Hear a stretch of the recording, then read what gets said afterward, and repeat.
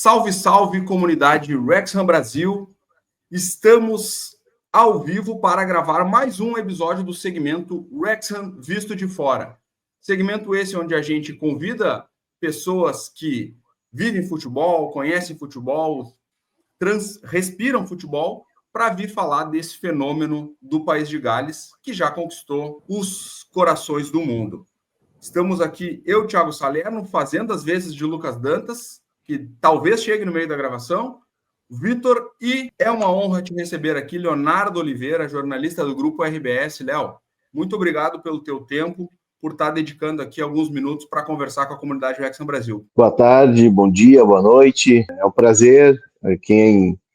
A gente aqui no Grupo RBS tem múltiplas frentes e uma delas, a gente tem um podcast, eu comando um podcast que sobre futebol internacional, e a gente sempre tratou com um olhar diferenciado de trazer o além do campo e bola, de trazer além do jogo. E num dos últimos episódios, acho que antepenúltimo, talvez, a gente tratou sobre o Wrexham, que já estava no nosso horizonte, porque o nosso leque é muito amplo, né? E é legal isso no futebol europeu, porque tu trabalha com várias frentes.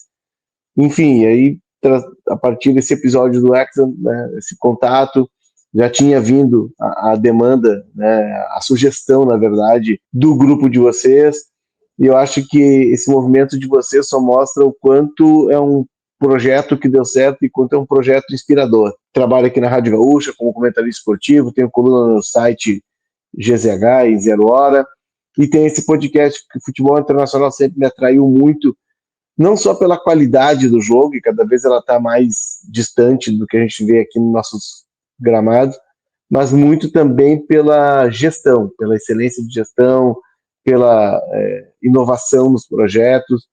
E quando a gente fala de inovação, não é tecnologia, né? Todo mundo acha que inovação é o último computador de última geração, a internet mais rápida, a inteligência artificial, tudo isso é inovação também, mas inovação às vezes é algo simples, é uma mudança de atitude simples. Enfim, tudo isso está nesse combo que me chama a atenção. Eu acho que o Wrexham é riquíssimo e tem muito para a gente poder absorver aí desse projeto, que é um projeto absurdamente de sucesso, claro que impulsionado pelos personagens, pelos donos, sim, mas tem muita eficiência de gestão ali, porque tem muita gente famosa que também compra clube e não consegue esse sucesso tão rápido. 5 anos, né? Imagina. Sim, verdade. A gente queria começar o assunto contigo, né, falando justamente como surgiu essa questão do interesse pelo Wrexham da tua parte. A gente sabe que tu aqui no Rio Grande do Sul, principalmente, é um dos jornalistas que mais olha para essa questão do futebol internacional. Às vezes sofre até um pouco de preconceito por causa disso, né? E tu olha para o futebol internacional não só o mainstream, né? Tu não olha só para Barcelona, Real Madrid.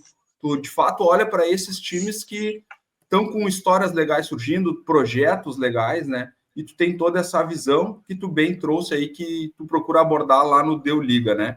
Então, assim, como chegou a ti o Wrexham? Foi realmente através da série? Tu pegou lá no início, conseguiu já ver todas as temporadas que foram lançadas até aqui? Como é que tá isso para ti, Léo? Não, eu conheci pelo Netflix, né, pela série. Eu tenho muito hábito de consumir conteúdo de streaming, e principalmente a partir...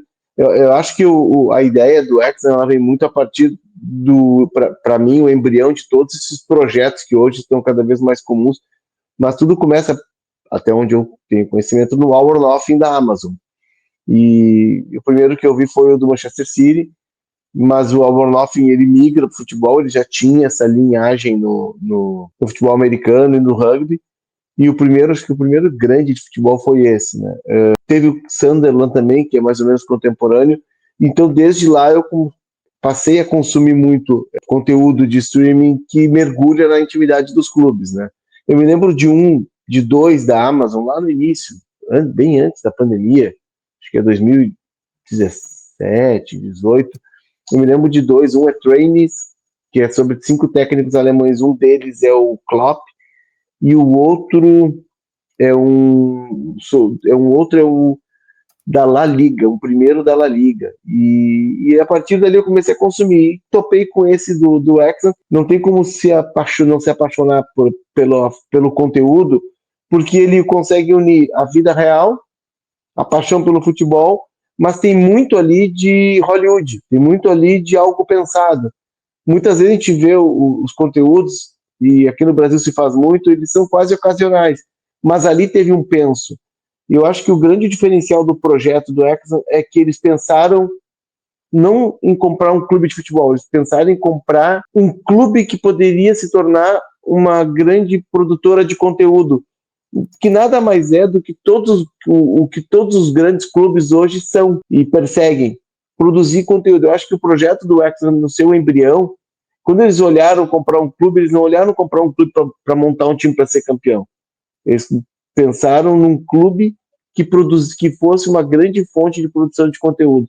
Eu acho que para mim esse é o grande salto. Pô, muito bom, muito bom.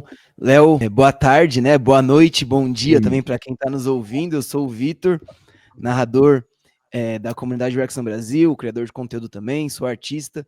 E eu queria falar desse lado, dessa questão do conteúdo mesmo que você puxou, e a partir também de algo que você disse no Deu Liga, né, no podcast, até a gente já encaminhar também para começar a ir para esse sentido, para falar do que você trouxe no podcast, que você fala dessa relação do futebol como esporte e o futebol como entretenimento, né? Vocês comentam um pouco dessa questão da cultura também, né?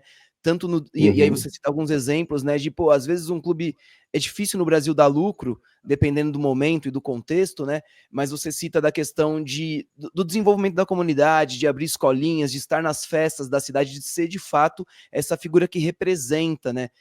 Como você está dizendo agora aqui, esse exemplo que você deu dos grandes clubes também, né? E aí, eu queria que você falasse um pouco sobre, com esse seu olhar mais técnico, né, da questão da gestão, do marketing que você estudou, como que você vê esse tipo de modelo se desenvolvendo cada vez mais, tanto no futebol global quanto no brasileiro, e também a questão de, você acha que, por exemplo, isso pode virar uma tendência ou depende muito de figuras de fato como o Ryan Reynolds e o Rob McElhenney, que tem essa pegada mais artística, que tem já essa questão do cinema neles?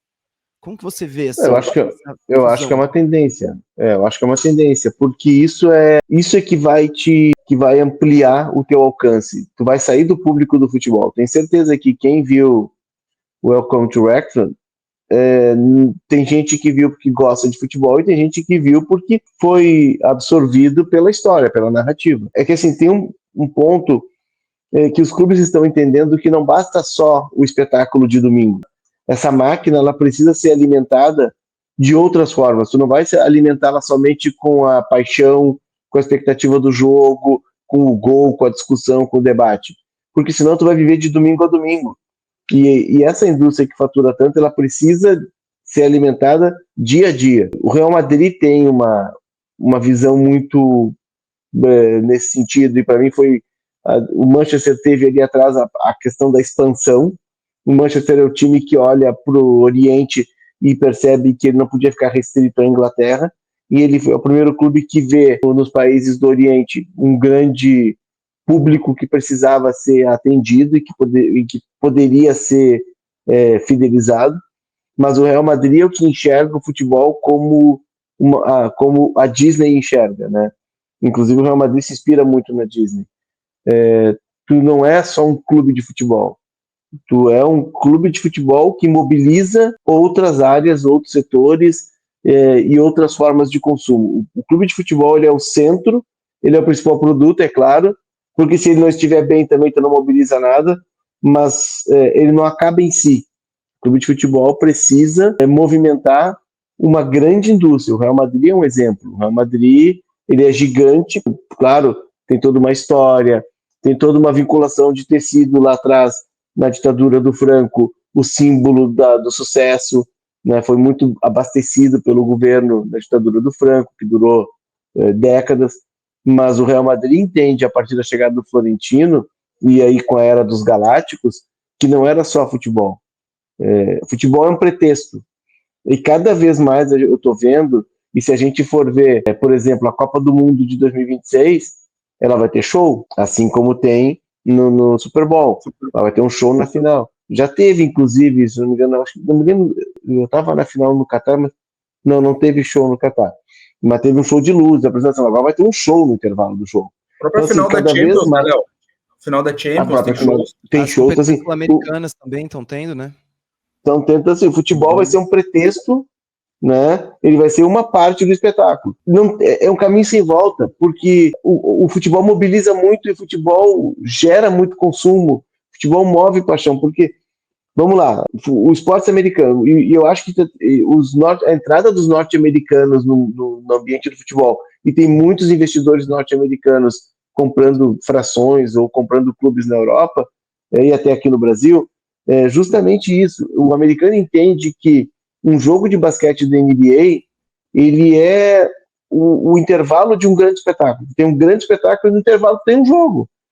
O futebol americano, entendeu? Vamos lá, a própria Major League Soccer é um dia inteiro de espetáculo, de entretenimento, que tem um jogo de futebol no intervalo. Tá, agora para tudo, para o churrasco, vamos parar aqui o show, vamos parar a música, agora vamos ver os caras jogar. Terminou o jogo, recorde, volta tudo, vamos seguir o churrasco, porque é isso que vai motivando as pessoas.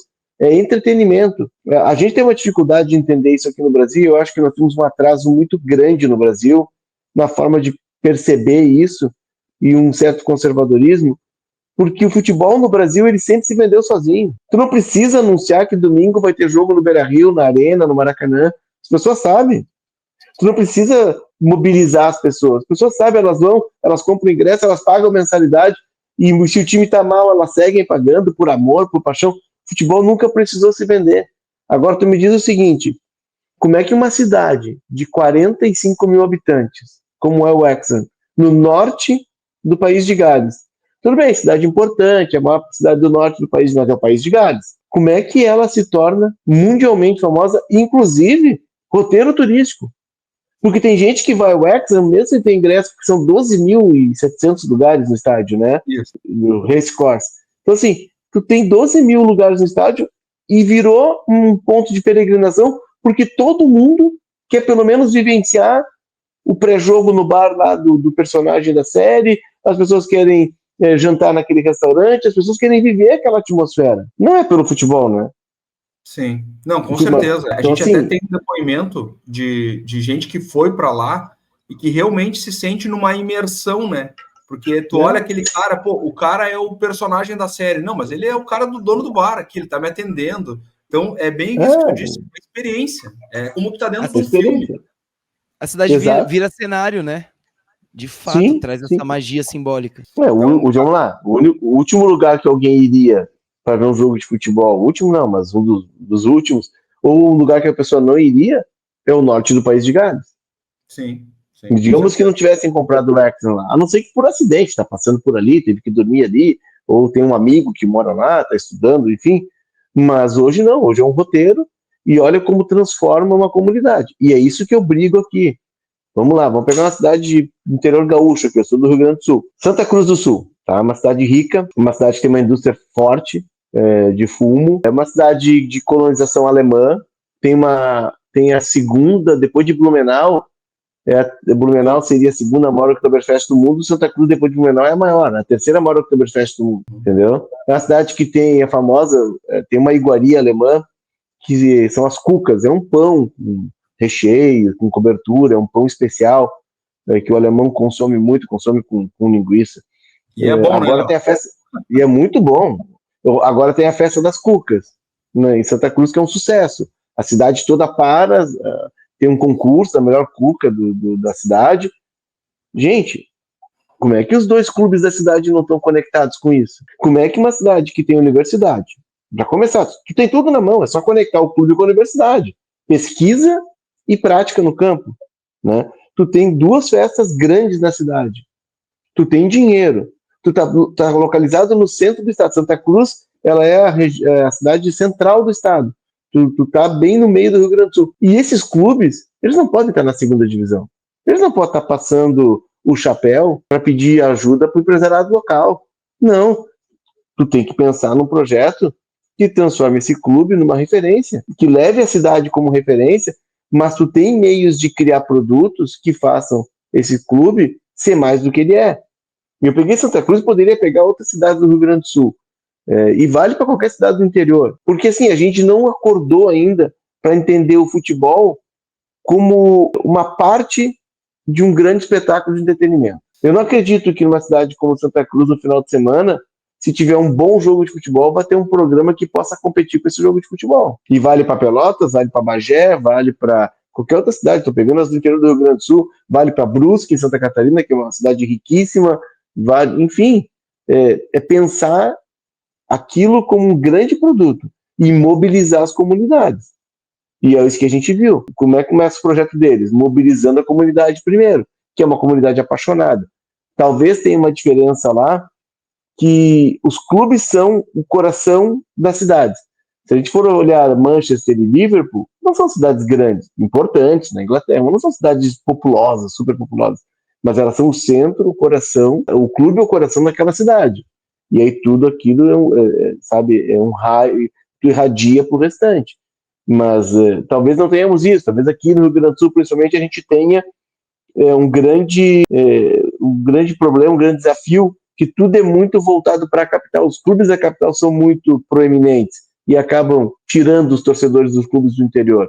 Mas tu tem que lutar contra isso, porque Grêmio e Inter não tem o que o clube da cidade tem, que é a identidade. É isso que chama atenção, e eu acho que o Hexa é modelar nisso. Sim. Cara, muito bom essa reflexão, né? E até era uma pergunta que estava dentro do nosso roteiro, justamente isso, né? Olhando para o cenário brasileiro, né? O que seria essa reprodução do Wrexham num cenário brasileiro? E aí a gente pode pegar por diversos prismas, né? A gente pode pegar pelo prisma realmente do envolvimento de uma comunidade, mas assim, tu mergulhar um clube numa série cinematográfica, vamos colocar assim, numa produção cinematográfica, onde tu mostra as entranhas ali. Eu não acredito que isso no Brasil seria possível, Léo, não sei qual a tua opinião. Por quê? Porque ali mostra muito a entranha e existe muito melindre no futebol brasileiro. De o vestiário ser um lugar sagrado, de não sei o quê, isso aqui não pode mostrar, isso aqui só mostra quando ganha, que é a história dos bastidores de YouTube, né, que só sai quando ganha. Tu consegue enxergar um modelo Wrexham sendo reproduzido no Brasil, olhando para esses diversos prismas? E não digo nem só em time do interior, que foi o exemplo que a gente tentou trazer, porque a gente está falando de time de comunidade, mas eu digo de expansão global. Porque o Wrexham hoje, nos Estados Unidos, ele é um time que os caras comparam a Chelsea, a Manchester United, pela visibilidade que eles tiveram a partir da série. Então, o Brasil, isso até em grandes clubes, ele traria um novo mercado, que é aquilo que o futebol brasileiro busca, dinheiro novo, né? Tem. O vestiário é um ambiente muito sagrado ainda no futebol brasileiro. É um ambiente que é muito fechado, e eu, conversando com muitas pessoas que trabalham em clubes, até para quem trabalha no clube, é de difícil acesso. Há muita desconfiança. Mas já temos alguns casos, eu acho que já estamos tendo. O Botafogo fez aquele documentário com a Globoplay, né, do Acesso, era Acesso o nome, inclusive. O Cruzeiro, né, mas o Ronaldo é um cara que já tinha uma outra visão, e mostrando briga, mostrando empurrão, jogador sendo separado, que é o que a gente, os clubes, eles têm essa ideia de que hoje eles são donos do conteúdo. Rapidamente, assim, para dar uma contextualizada. Em 2015, 16, eu fiz mestrado em comunicação. E eu queria buscar ampliar o meu conhecimento e abrir uma nova porta e tal. E aí eu fui estudar 2 anos. E meu trabalho de conclusão era sobre mídia dos clubes, que era algo que estava surgindo naquele momento. E naquele momento, 2015 e 2016, a conclusão que eu chego é que os clubes entenderam que eles eram donos do conteúdo, fechando treinos, limitando entrevistas, né? E os clubes tinham muito, e eu ouvi isso muito claro, de que para que eles vão dar uma entrevista, um jogador vai dar uma entrevista para a rádio X, para o canal X, para o jornal X, se ele pode dar para o meu site e eu posso monetizar em cima disso. Só que a Rádio X, o Jornal X e a TV X, eles têm 40, 50 anos de expertise. E os clubes fecharam as portas, pegaram o conteúdo que é deles, e é um direito deles, são eles os que produzem aquele conteúdo, ou que criam aquele conteúdo, mas para tu monetizar isso, para tu transformar isso num conteúdo de qualidade, tu teria que investir muito em algo que tu não tem, que é entendimento da indústria da comunicação. Porque não adianta tu ser dono do teu conteúdo e não saber usar. E também não adianta querer usar só porque é bom. Porque O próprio Wrexham é um exemplo, e o Sunderland até morrer outro exemplo. As pessoas também querem o final triste. As pessoas não querem só um final feliz, porque a vida não é feita só de final feliz. Mas, enfim, e aí a minha conclusão foi essa, de que os clubes tinham conteúdo, mas não sabiam usar. Passados 8 anos, 9 anos, já se vê uma evolução muito grande. E aí a gente já entende também que os clubes passaram a ver que eles podem ir além, que eles podem abrir o bastidor, que eles podem negociar esse conteúdo. O documentário do Botafogo, que é de muita qualidade, aliás, a Globoplay produz conteúdo de muita qualidade, e o do Cruzeiro, eles não perdem em nada porque a gente viu no Sunderland, o que a gente viu no Wrexham, em termos assim, de produção, de acesso, mas ainda assim estamos atrás, temos algumas coisas que são muito conservadoras e estamos perdendo dinheiro por falta de entendimento da indústria, por falta de capacitação das pessoas e por amadorismo dos dirigentes. Gente, vamos lá, eu estou no Rio Grande do Sul, vou pegar o caso de Grêmio e Inter. O orçamento do Inter esse ano é 600 milhões, do Grêmio é 500 milhões. Olha, meio bi de reais. Claro que comparando com clubes como o Flamengo, como o Palmeiras, é a metade, sim, mas tu tem que administrar essa receita e esse orçamento de uma forma muito mais profissional, com paixão. Acho que futebol tem que ter paixão, mas tu tem que ter profissionalismo e tem que ser racional. E tu tem que entender o que é o teu clube e o quanto ele toca nas pessoas e o quanto ele pode entregar para as pessoas. Então, assim, a gente está atrás. Finalizar a resposta. Eu acho que o caso que mais se aproximou de sucesso disso, mas não teve produção de conteúdo, e aí teve uma tragédia que, enfim, colocou em evidência da pior forma possível, mas eu não vou falar da tragédia, eu vou falar até a tragédia, que é um caso que se assemelha muito ao Wrexham, é a Chapecoense. A gente que é do Rio Grande do Sul conhece Chapecó, porque Chapecó é um lugar que primeiro foi talvez a primeira parada dos gaúchos que desbravaram o oeste do Brasil. Então, assim, a gente tem muita conexão com Chapecó. Mas o Brasil não conhecia Chapecó. E como é que ficou conhecendo? Através da Chapecoense, que subiu da terceira para a segunda, da segunda para a primeira, que mobilizava a sua comunidade, que era um clube que era o coração da comunidade e que era o orgulho daquela região rica, com muitos frigoríficos. Não sei se vocês conhecem Chapecó, eu já estive em Chapecó, uma cidade com universidade, cidade desenvolvida, que estava longe das capitais, longe da capital dela, longe da capital do Rio Grande do Sul, longe de Curitiba, mas foi uma cidade que, a partir da potencialização do clube, que passou a ser comandado por cabeças locais do mundo empresarial, a Chapecoense é um caso em que ela coloca a Chapecó em evidência. Aí, infelizmente, veio a tragédia, né? A Chapecoense foi muito afetada por isso, mas a Chapecoense, quando ela vai para Medellín, ela está jogando a final da Copa Sul-Americana. Olha só. Quando é que o Grêmio e Inter jogaram a final da Copa Sul-Americana? O Grêmio nunca, o Inter jogou uma vez.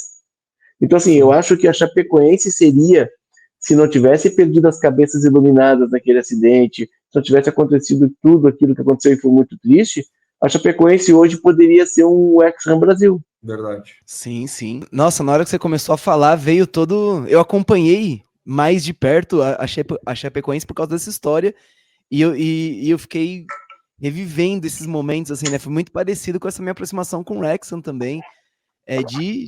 De falar assim, pô, eu já tenho esse costume, né, eu sou de São Paulo, sou palmeirense, mas eu já tenho o costume de acompanhar o Santa Cruz, por exemplo, de Pernambuco, desde criança, né, porque eu tenho parentes lá, estive lá, meu pai cresceu lá, e aí eu já tinha meio essa paixão, né, esse sentimento de, pô, vou acompanhar um segundo time, que é o que eu vivo com o Wrexham hoje também, que já é um terceiro, um quarto time até, e tive com a Chapecoense também. E foi muito legal você trazer esse exemplo, e ele está relacionado também com essa questão da ascensão, né, do terceiro, do segundo, da segunda divisão, e chegar ali, e é algo que você também comentou no Deu Liga, que foi um ponto que eu achei interessante a gente trazer para desenvolver aqui, que foi na hora que eles estavam escolhendo o Rob e o Ryan, qual time eles iam comprar, eles consideraram também, né, o quanto era possível subir para contar essa história de ascensão. Né? E aí o Thiago falou dessa questão e você também trouxe, né, esses grandes clubes, já que já são grandes marcas, que já têm bastante sucesso esportivo. O quanto você acha, e aí tanto como um torcedor, né, como um fã de futebol, quanto um profissional,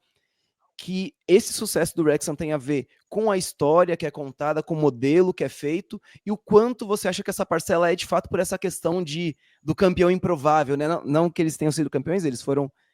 A gente foi na. Não, a gente subiu na National Foi League. bivice. Foi campeão. Só na National League foi campeão, nas E outras depois foi subiu 2 vice. vezes. Mas assim, é um título, né? Subir é um título, é um sucesso esportivo. O quanto você acha que esteve ligado também a essa questão de, olha, eu quero ver se vai subir, né? O underdog, né? O azarão e tal. Tem uma atração, sim, todo mundo passa a seguir, porque tu viveu aquilo ali. A partir do momento em que a série abre a janela do clube na tua televisão, tu entra, tu mergulha, e aí tu te sente meio parte daquilo e tu quer acompanhar, entendeu? Tu quer saber onde é que tem os jogadores. Por exemplo, esses dias eu tava vendo, eu gosto de ver jogo ruim, tá?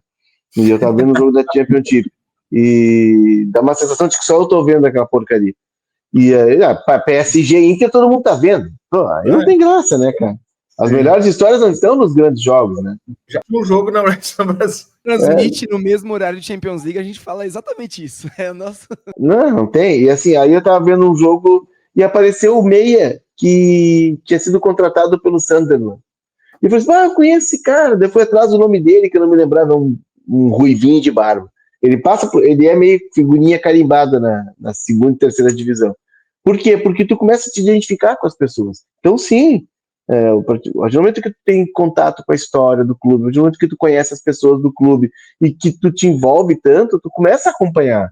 Tu quer saber se vai subir, tu quer saber se... Eu tenho um amigo que mora em Barcelona, que ele é fã do Wrexham. Ele manda mensagem, o Wrexham vai subir, o Wrexham ganhou. Ele tá acompanhando, entendeu? Que legal, cara. E assim, e lá em Barcelona ele não vê jogo do Barcelona nem do Espanhol, ele vê jogo do Europa, que é até perto da casa dele, é um time da 4ª divisão espanhola, subiu para 3ª agora.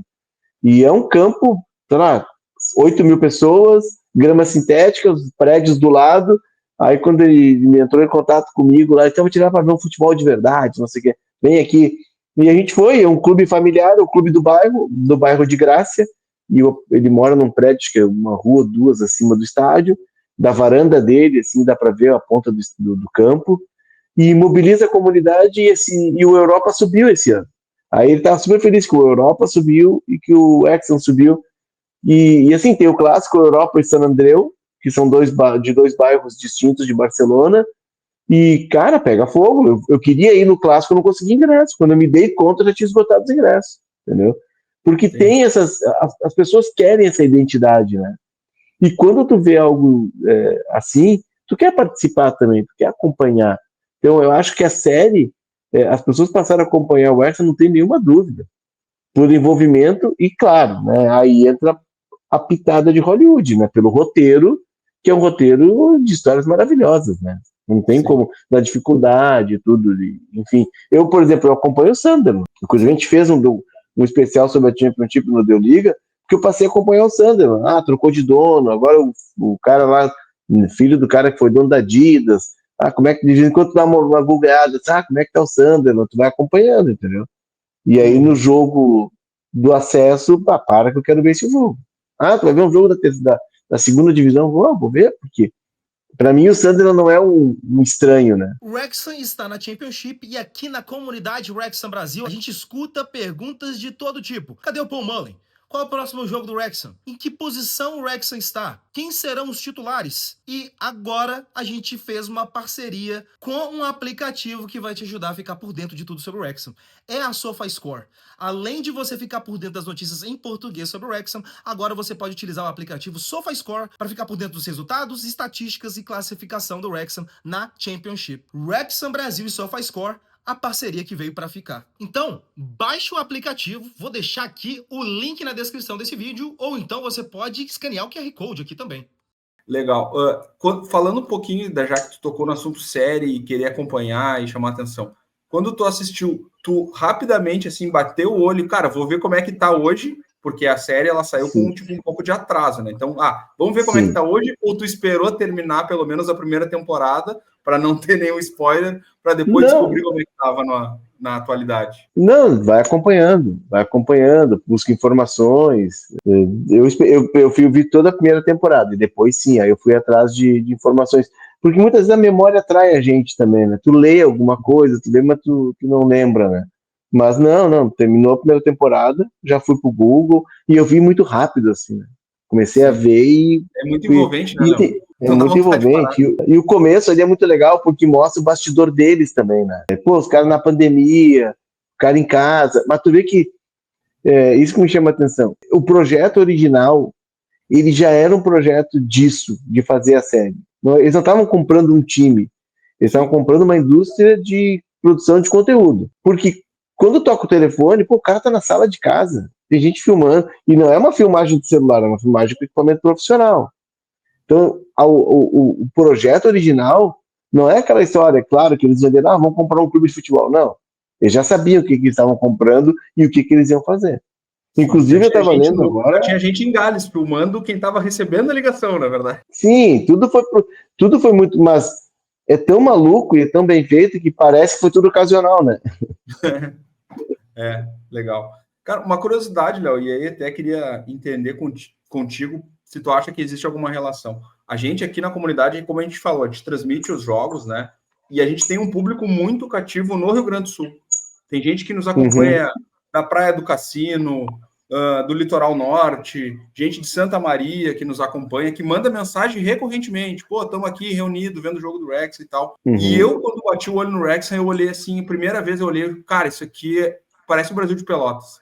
Claro, tem um pouquinho de diferença e tal, porque Wrexham é um time que representa uma cidade, né? Aqui no Rio Grande do Sul a gente tem muito a característica de cada cidade ter pelo menos 2 times, né? Porque se cria aquela rivalidade local. Mas tu acha que tem algum motivo especial para o público gaúcho se conectar com essa história? Já que tu conhece tão bem o público gaúcho? Eu acho que sim. Primeiro, a gente sempre tem 2 times na cidade que gaúcho não gosta de brigar, né? Quase Gaúcho, nada. gaúcho não gosta de uma peleia, né?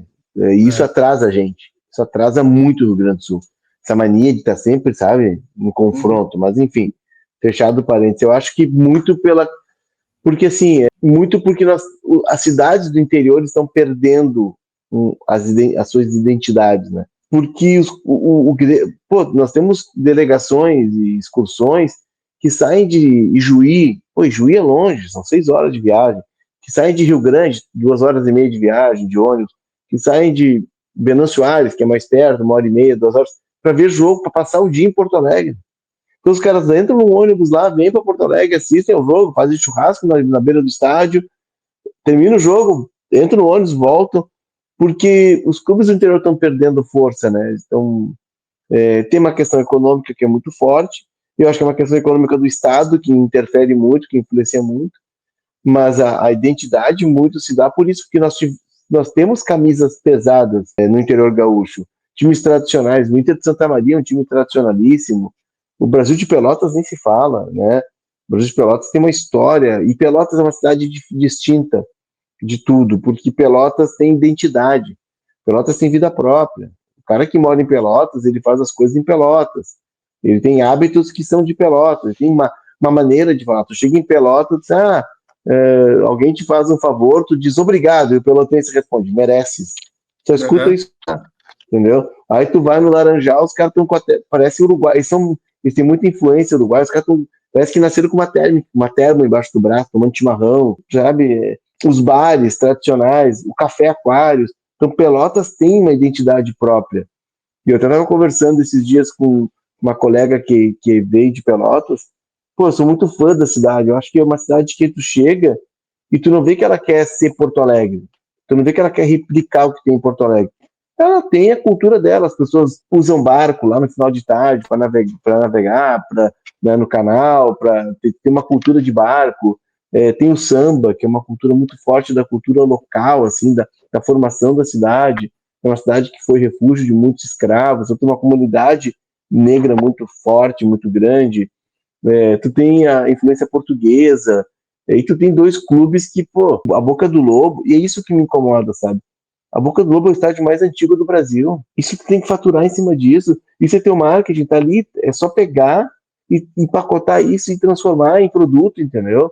O Pelotas, o Aldir Chile se inspirou na camisa do Pelotas fazer a camisa da seleção. Gente, tá ali a história, só, sabe? O Brasil de Pelotas tem um apelo popular fortíssimo. Claro, tem a questão econômica da região, vou insistir, que é muito empobrecida e não é de hoje. Mas tu consegue fazer e transformar isso só com ações muito fortes, com muito trabalho, com muita eficiência. E como é que, é isso que eu digo, como é que uma cidade de 44 mil, no norte do País de Gales, consegue se espraiar pelo mundo e tu não vai conseguir? Dá trabalho, claro que dá trabalho, dá muito trabalho. Mas olha, eu nunca vi ninguém enriquecer trabalhando de terça a quinta, das 3 às 5. Enfim, tem que suar, cara, tem que suar, tem que pensar, tem que botar gente capacitada e tem que trabalhar. Mas é uma dificuldade, assim, a gente não consegue dar esse passo, né? Eu acho que tem um potencial imenso. Mas, assim, pela cultura da cidade, por termos cidades muito, com identidades muito fortes, remete muito, sim, remete bastante o Wrexham com o que acontece aqui. Eu também fiz muito, quando eu estava vendo, eu falei, cara, olha só, isso poderia ser em tal cidade, entendeu?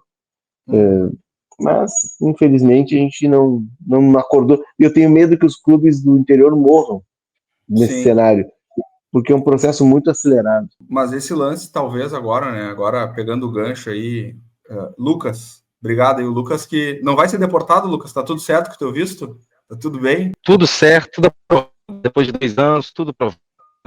Tá bom, maravilha. Agora é uma viagem para Gales, sabe? Agora tá apto para ir para Gales, tá bom. Até para a gente encaminhar também, a finalizar, a gente queria te perguntar também sobre, por exemplo, assim, ó, essa questão das séries inferiores no Brasil, né? Série D e aí uma possível Série E que estão querendo desenhar. Eu vejo que tu acredita muito na questão dos projetos das ligas nacionais aqui no Brasil, né? Então, dos caras que mais defendem isso. Isso é um cenário, né, fértil para surgirem esses times do interior, eles realmente reviverem e não morrerem, que é como tu disse, né? Tu tem medo que eles morram, né?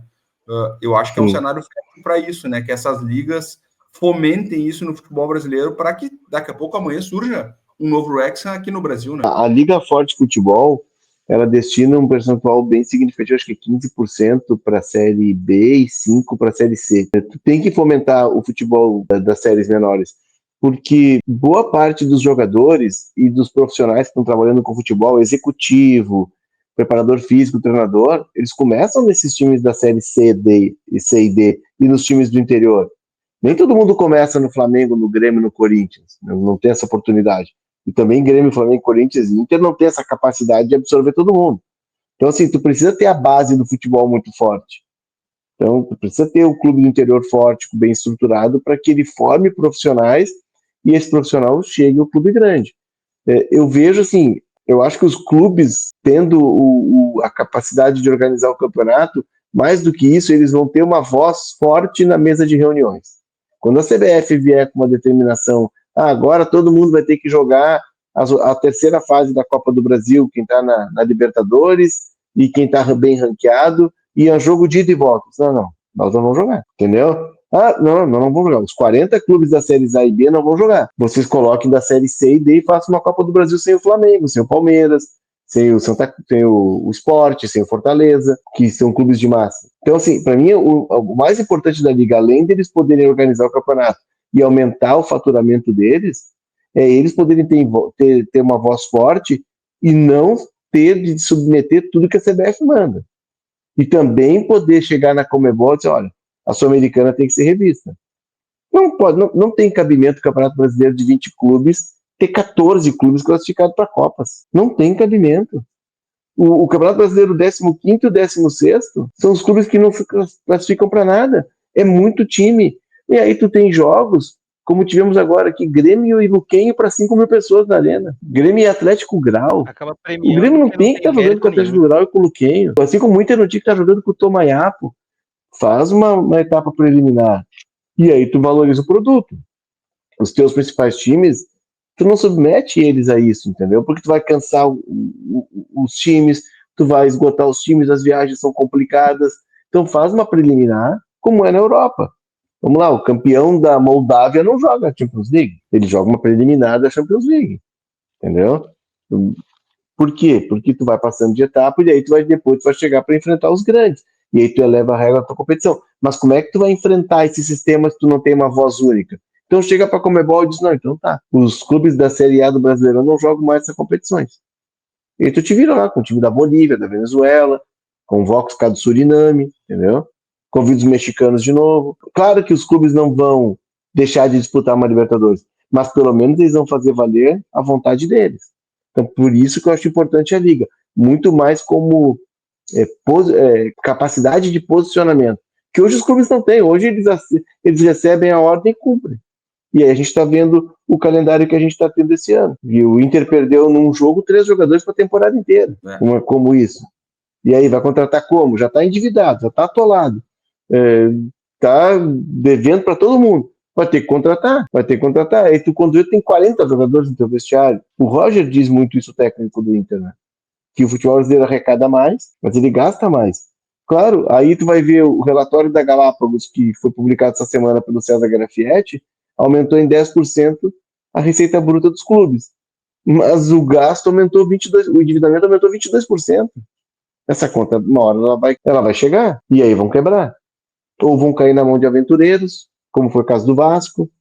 Então, assim, tem todo um processo que eu acho que a Liga vai ser um ambiente em que eles poderão discutir muito a sério o futebol brasileiro. Sem dúvida. Vitão, a última. Eu refletindo aqui, né, em cima dessas questões que você trouxe, tanto em relação a contar as histórias, né, desses clubes de cidades menores ou de marcas menos valiosas no sentido financeiro mesmo, de alcance, quanto isso da distribuição das ligas, né? E eu tenho um pouco dessa sensação aqui da cultura do nosso mercado, e aí, para além do futebol, do entretenimento como um todo, né? Disso de, às vezes, concentrar demais em grandes marcas onde está o dinheiro grande e aí gastar, explorar isso até o último, né? Explorar tudo que pode explorar. Quando tanto essa questão de contar essas histórias menores, você deu o exemplo você e o Thiago, né, falaram do exemplo do Brasil de Pelotas, quanto essas fases preliminares, né, de distribuir melhor tanto a questão do dinheiro quanto a questão do calendário, né? Isso pode ser um caminho interessante. Claro, desculpa. É nova receita. Sim, E nesse momento que tá tendo, eu vejo muito esse movimento, por exemplo, aqui em São Paulo, tanto na grande São Paulo quanto no interior, né? Várias empresas, as SAFs chegando, né? O dinheiro de outros lugares também chegando, pessoas de outros lugares querendo investir, mas nessa questão da base, né? Espécie de base da pirâmide, né? E, enfim, também os movimentos políticos aconteceram com a criação da Liga. Como você enxerga, assim, nesse futuro, nesses próximos anos? Você poderia pensar, assim, numa projeção, numa leitura de cenário, de conjuntura? É claro que você acha que está caminhando, tanto porque acaba sendo um novo jeito, um novo modelo de se consumir futebol, né? De se vender futebol, que é isso que o Wrexham faz, né? Isso também eu vejo muito da cultura disso, de sempre querer apontar para o grande, né? Às vezes o brasileiro gosta mais de ganhar do que de torcer, às vezes de acompanhar o time, né? Eu vejo muito essa relação de cliente, eu tô torcendo pro meu time, é impensável ele perder para um time de menor expressão, né? A gente tem muito essa cultura. Como que você vê essa questão, assim, você citou esse exemplo até, né, do futebol? Pô, é legal ver as histórias tristes também, porque é a vida real, senão fica tudo muito espetaculoso, tudo muito gigante, tudo muito distante, né? Pensando nesse cenário, como um todo, nessa conjuntura, amarrando também um pouco do que a gente discutiu aqui, como que você faz essa leitura? Eu acho que vai ter cada vez mais investidor no futebol, vai ter cada vez mais SAF no futebol, o número só cresce. Só que, assim, é um modelo de negócio que, vamos pegar um cara que compra aí um time pequeno, ele do interior de São Paulo, ele vai querer formar jogador e vender, formar e vender. Esse cara vai estar estruturado dessa forma, mas tem clubes maiores que eles precisarão vender mais do que jogador. O Botafogo está muito claro. O Botafogo pega jogadores jovens, lapida ou termina a formação e vende. Foi agora, vendeu um pacote agora. Igor Jesus, que é um cara que saiu jovem daqui, estava na Arábia, o Cuiabano, que era aqui do Grêmio, né? Então, assim, ele pega, o Cuiabano estava aqui, o cara não está muito aproveitado, ele vê potencial e vende. Mas vai chegar um momento em que tu vai precisar buscar outras formas de receita também. Eu acho que o Botafogo é um clube que está muito preparado para isso, tem uma visão, até porque o Textor também vem da indústria do cinema, né? A empresa dele era fornecedora de serviços para o cinema. Então, ele já tem um pouco dessa visão, ele já mudou a forma de consumo do futebol, Essa ideia que hoje todo mundo tem, faz gol, sai fogo lá, foi o Botafogo que botou. É uma coisa americana. Então, assim, já está tendo uma interferência. Clubes menores, eu não tenho um nome assim pequeno, mas um clube menor que é comprado para formar e vender, o Ibrachina, por exemplo, não vai produzir conteúdo. Não vai. No máximo vai produzir bastidores. Mas tu pegar o Mirassol, que já é um outro patamar, que para mim é um clube que veio para ficar, que investe em tecnologia, investe em estrutura, e é outro caso. Mirassol tem 60 mil habitantes. Mirassol é longe de tudo. É longe da capital, mais cidade mais próxima é São José do Rio Preto, né, que é uma cidade importante, mas não é Ribeirão Preto, não é São Paulo, não é Campinas. Mas o Mirassol daqui a pouco vai poder produzir esse conteúdo e ver nessa produção de conteúdo uma outra forma de receita. Vai se sustentar com isso? Não. Mas vai ganhar um a mais com isso. Vai produzir e vai ganhar com isso. Até não sei se não está fazendo da primeira temporada dele na Série A. E eu, por exemplo, sou o que pararia para ver, entendeu? Porque Não, é um clube com... Você começou a falar na hora, eu falei, nossa, se saísse amanhã uma série do Mirassol, eu com certeza ia querer assistir. Porque tem muito, e outra, eles estão mostrando muito, né? Tem muito youtuber indo lá, mostrando a parte científica do clube, a parte de laboratório, recuperação de jogadores, a estrutura, dormitórios. E eu tava vendo, meu filho consome muito YouTube, tem muita gente produzindo muito conteúdo legal no YouTube. E aí o Mirassol pode estar vendo nisso. E aí tu pode sair até com a tua série vendida com patrocínio. Sim. E aí para um clube que tem uma estrutura pequena e que tem uma receita menor, é um dinheiro significativo que vai entrar, entendeu? Enfim, jogadores, vamos lá. A gente viu aqui o encerramento da carreira do D'Alessandro. O D'Alessandro ficou 10 anos no Inter. O Jeromel no Grêmio. O Jeromel ficou 14 a 24, 10 anos no Grêmio. Pelo amor de Deus, nós temos que ter um documentário de Jeromel, que o jogador fica 10 anos no clube e não saiu, sabe? Jeromel, a história dele, sabe? Buscando lá os relatos do pai, da mãe, vai lá no Deportivo Chaves, onde ele morava em cima de uma padaria, entrevista o dono da padaria. Cara, tem uma história riquíssima. Flores, né, Léo? E mesmo assim foi muito meia boca, né? Sinceramente. O do Soares foi feito, colaram nele nos últimos dias dele, a despedida dele. É um movimento, mas é que é o Soares. O Soares era para ser maior, eram para ser 4 episódios, aí decidiram transformar num só, mas esse é outro caso, né? O Soares, o Bright White. O Bright White é um cara que poderia render um documentário aqui em Porto Alegre. Cara, tem um dinamarquês jogando em Porto Alegre. Sim. E aí tu até falar em players, não num Globoplay da vida, não, sem preconceito com a Globo, mas é um player nacional, né? Tu bota isso no Netflix, bota isso no Amazon, tu pode ter alcance global e realmente expandir tua marca, né? E tem muito conteúdo, muito para produzir, só que tem que acordar para isso, né? Tem que acordar para isso. Precisam ser contadas. Mas, Léo... E para além, só complementar, para além da questão do jogador, né? Como você falou... aqui no podcast também no Deu Liga, o clube como um produtor de conteúdo, né, como um centro que produz esse conteúdo, porque hoje, assim, o futebol cada vez mais tá dando o profissional mesmo, eu trabalhei com formação de jogadores também dentro do futebol, então eu vi um pouco por dentro, tá cada vez mais se preocupando em investir nessas questões para além do dentro de campo, né, então tudo é o conjunto, o que entra em campo é o conjunto do físico, das habilidades técnicas, do entendimento tático, mas também a carga cultural, a carga emocional, a carga social, né, então você trabalhar os clubes a partir desse lado é você aproximar também o seu torcedor da cultura do clube, de entender fazer parte mesmo, né, para além de alguém que acompanha, não é só mais um espectador, né, é alguém que se identifica, que tá vivendo esse dia a dia, que conhece a história, né, e cada vez mais hoje você falou dos jovens, né, eu vejo muita molecadinha que tá chegando no futebol, isso desde criança até adolescente, assim, tá acompanhando o futebol a partir de influência, por quê? Porque quer se sentir próximo, quer o cara que vai entrar lá dentro e vai falar, né, quer ter esse pertencimento de fato, porque agora é tudo muito exposto, né, então uma coisa é você ter o pertencimento por estar usando uma camisa, outra é porque você sabe, você conhece o jogador, você sabe a história dele, sabe o que ele pensou um pouco antes daquele jogo que você assistiu, né, você entende, você conecta tudo, né. Não, sim, tem muita história para ser contada, porque ver um ambiente riquíssimo que renderia um documentário espetacular. Pega um time da Série D, lá do interior do Amazonas, ou do interior do Pará, as dificuldades, as viagens que os caras fazem, sabe? O cara tá jogando a vida ali.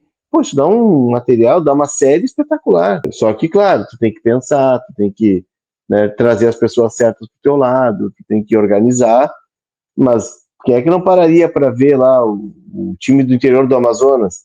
Ou daqui a pouco o time que tem que viajar de barco, enfim, todo mundo. O Atlético Paranaense foi jogar uma partida agora na Copa do Brasil, não sei se acho que em Tocantins, e ele teve que fazer o trecho de era ônibus, depois balsa, depois. Cara, olha só, tá ali o conteúdo. A Copa do Brasil é espetacular nesse sentido, né? Mas, enfim, é um caminho. Vai resolver as questões financeiras? Não. Mas vai te trazer engajamento, vai te trazer receita, vai te tornar conhecido. Todo mundo quer ir, por exemplo, para a festa do Boi Bumbá em Parintins. Parintins é no meio da Amazônia. Como é que tu consegue fazer com que Parintins se torne esse lugar super conhecido e tu não consegue, a partir de uma paixão que é o futebol, fazer algo parecido, semelhante, atrair atenção? E aí, para encerrar assim, a resposta com vocês, é bom que busque novas formas de atrair o público, porque a nova geração ela não fica 90 minutos dentro de um jogo. E ela não tem muita paciência para ficar esperando no estádio. E se tá frio e se tá chovendo, ela já não vai. E se tá vendo o jogo em casa, é no celular, é no Instagram, é postando no TikTok, é conversando com a turma no grupo de WhatsApp, enfim. E tá chegando no Brasil, para mim, que vai sacudir o futebol brasileiro, vai fazer acordar, que é a Kings League, que é uma outra forma de consumo de futebol para a geração multitelas. A gente está preparado para essa geração multitelas? A minha geração, quando tinha um jogo na TV, ficava feliz da vida. Tem um joguinho na TV. Hoje, meu amigo, hoje não é uma novidade. E eu ficava 90 minutos sentado na frente da TV. Meu Nem filho de 11 piscava, anos né, não Léo? fica. Nem piscava. Meu filho não fica. É uma briga com ele. Não fica. Porque ele tá no Instagram, ele tá mandando mensagem, ele tá postando, e daqui a pouco ele já entra, aí ele vê um jogador, ele já vai pro Google, e a atenção dele já foi pro espaço. Aí ele volta, entendeu? É que nós vamos lidar. Talvez essa produção de conteúdo, essa fidelização, como aconteceu com o Hexa, seja um caminho para trazer o público para dentro do teu guarda-chuva. Verdade. Léo, cara, te agradecer demais. Obrigado aí pelo teu tempo, né? A gente sabe que hoje que as pessoas têm de mais precioso é o tempo, né? E tu dedicou aí 1 hora da tua vida para estar conectado aqui com a Wrexham Brasil. A gente ficou muito feliz de ver que um jornalista tão renomado que nem tu fez uma exposição do Wrexham para o público gaúcho, assim, para pessoas, atingir pessoas que talvez nem conheceriam, não viram a série e tal, e tu deu essa visibilidade, isso também foi bastante legal. E, enfim, deixar as portas abertas, te convidar daqui a pouco um dia a assistir um jogo realmente da Wrexham Brasil aqui, transmitido pela gente. Agora tá mais fácil de ver jogo do Wrexham, né? Porque a Championship tem transmissão da Liga Plus. Quando tava na League One, na League Two, na National League, não tinha muita opção, né? Ouvia com a gente ou não ver. Mas, cara, legal demais. E, enfim, fica o convite aí para no próximo acesso para a Premier League que tu vem aqui. Então, assim, só para fechar, qual é o teto do Wrexham, Léo? Para encerrar mesmo. Eles estão vendendo agora, eles estão vendendo uma fatia do clube, né? Eles já venderam uma fatia no ano passado por 100 milhões de libras, né? Olha só, eles compraram por 2 milhões de libras, tá? Hoje o clube está avaliado, o valuation dele é 350 milhões de libras. É uma valorização de 17.400% em 5 anos. Se tiver uma aplicação que tenha esse rendimento, me avisa. Avisa que eu tenho interesse. Que eu tenho interesse. Então, assim, eles vão vender uma outra fatia do clube justamente para investir para a Championship, que é outro mundo, né? Tu troca todo jogador, um outro jogador vai ficar com um pouco mais de capacidade, mas é muito claro para mim que cada divisão tem seu mercado. O cara que é da Série C é da Série C. O cara que é da Série B é da Série B. Então, assim, eles vão ter que gastar mais, vão ter que melhorar mais a estrutura, porque estão entrando num outro mundo. Vendo essa notícia, de que eles estão buscando vender mais uma fatia do clube para reinvestir, me parece que a Premier League é questão de tempo. Vai ter que se estabelecer na Championship, aprender nesse novo mundo, ganhar um pouco de músculos, mas talvez em 2, 3 anos se mantendo na Championship, acredito que possa subir sim para a Premier League. E subir estruturado, né? Tá fazendo obra no estádio, enfim, tá fazendo essa expansão também que é importante. subir para ficar, É. né? Não subir para bater lá e cair. Tia, É um muito projeto obrigado, muito Léo. sério. Foi show de bola. Maravilha. E brigadão mesmo. Fica até convite aí para uma próxima oportunidade. Um abraço a todos. Maravilha. Tá? Convido Até a todos aí que sigam nas redes sociais e acompanhem o Deu Liga lá no Spotify, no YouTube, em GZH. Certo, turma? Valeu? Valeu, Muito abraço. obrigado, Léo. Foi um prazer. Valeu. Valeu.